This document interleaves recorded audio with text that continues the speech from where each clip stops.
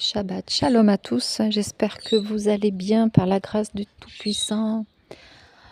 Juste une petite exhortation pour vous dire que notre Père est bon. Ce qu'il veut pour nous, c'est que nous marchions dans la justice, que nous marchions dans la justice, que nous pratiquions les œuvres de justice, que nous éloignions du péché, que nous ayons la haine du péché. Et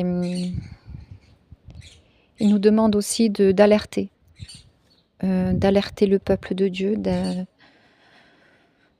de proclamer son nom, de parler en son nom, que si le Seigneur vous envoie pour parler en son nom, il faut le faire. Et il nous envoie pour avertir le peuple de faire attention, quoi, de revenir à la sainte doctrine et d'apprendre aussi surtout à le connaître lui, le Créateur, et celui qui l'a envoyé, Jésus-Christ, Fils de Dieu.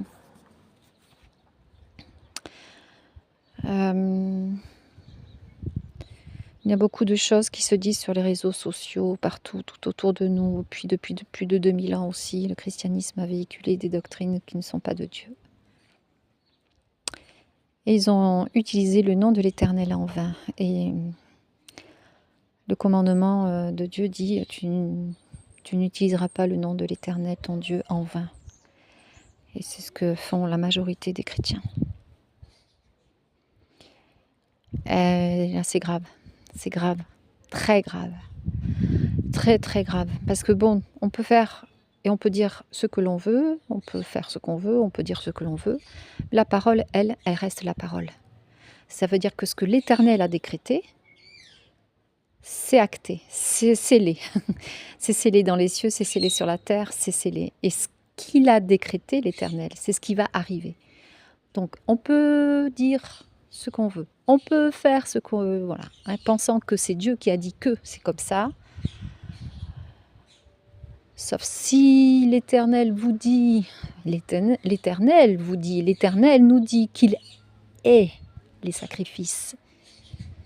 Il ne prend pas plaisir aux sacrifices. Il n'a point donné d'ordre à nos pères lors de la sortie d'Égypte concernant les sacrifices et les holocaustes. Eh bien, amen, on s'en tient à ce que l'Éternel a dit. Et on ne discute pas.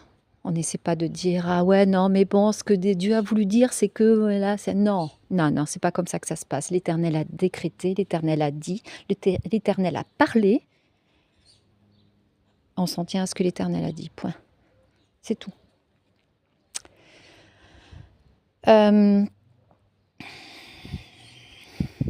Le Tout-Puissant, il nous demande d'apprendre. Apprenez que je prends plaisir à la miséricorde et non au sacrifice. Donc on doit apprendre ce que c'est que la miséricorde. Et la miséricorde, c'est la bonté, c'est l'amour. Quand le Père a envoyé son Fils sur la terre pour rendre témoignage à la vérité, parce que c'est pour ça qu'il est venu sur terre, le Maître. Et pas pour autre chose. Pas pour autre chose.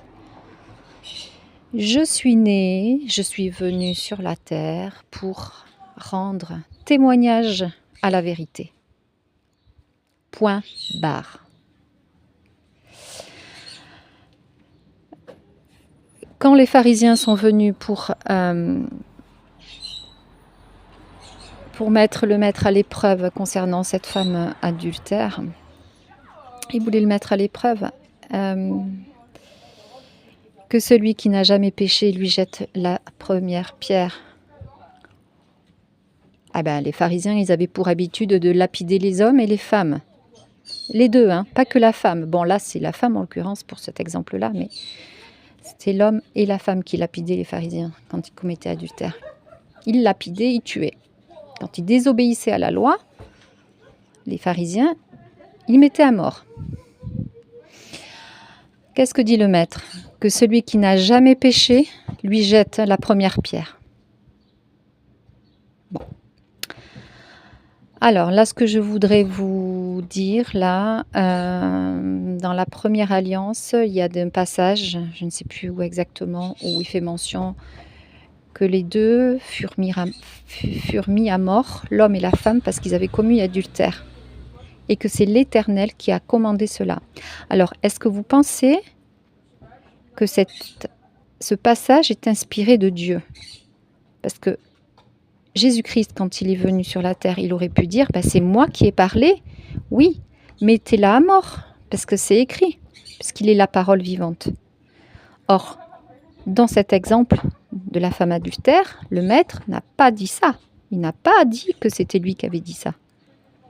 Comprenez là ou pas? Je ne sais pas si vous comprenez, mais en tout cas, pour moi, c'est clair, hein. J'espère que ça l'est pour vous aussi. Or, le maître, il a dit que celui qui n'a jamais péché lui jette la première pierre. Bah, ils ne l'ont pas fait. Ils ne lui ont pas jeté les pierres, ils ne l'ont pas lapidé. Pourquoi? Parce que s'ils l'avaient lapidé, ils auraient transgressé le commandement de Dieu qui est écrit « Tu ne tueras point ». Voilà, tout simplement. Donc, apprenez à connaître l'Éternel, s'il vous plaît, parce que là, je crois que...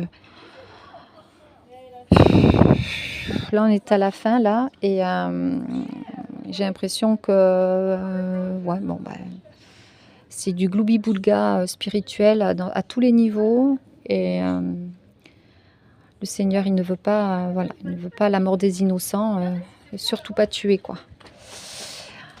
Alors, faire passer le sacrifice du Messie pour un acte voulu par Dieu, par le Père, ça aussi, parlons-en, hein. Ah non. Le Créateur n'a pas voulu que son fils soit mis à mort, hein. D'ailleurs, dans la parabole de la vigne, c'est bien marqué. Respecteront-ils mon fils? Ils ont tué les prophètes. Je leur envoie mon fils. Peut-être le respecteront-ils? Ben non, ils l'ont tué. Alors, si c'était pour acheter le rachat du péché, ben, le père, il aurait dit, ben, allez, je vous donne mon fils, tuez-le, parce qu'il faut que mon fils il puisse mourir à la croix pour que vous puissiez être racheté de vos péchés par le sang versé. Non, c'est pas du tout ce que le père a dit, hein. Donc, apprenez à connaître le Créateur, et puis ce sera beaucoup mieux, hein. Parce que ces doctrines de Satan, là c'est plus possible, quoi. Donc voilà, ce que j'avais à vous dire aujourd'hui, que toute la gloire revienne à l'Éternel. À lui seul soit la gloire, la majesté, et notre Dieu est saint, et ce qu'il veut, c'est que ses enfants soient saints aussi. Sachez que les meurtriers n'entreront pas dans le royaume, les menteurs non plus. Et donc voilà, soyez bénis.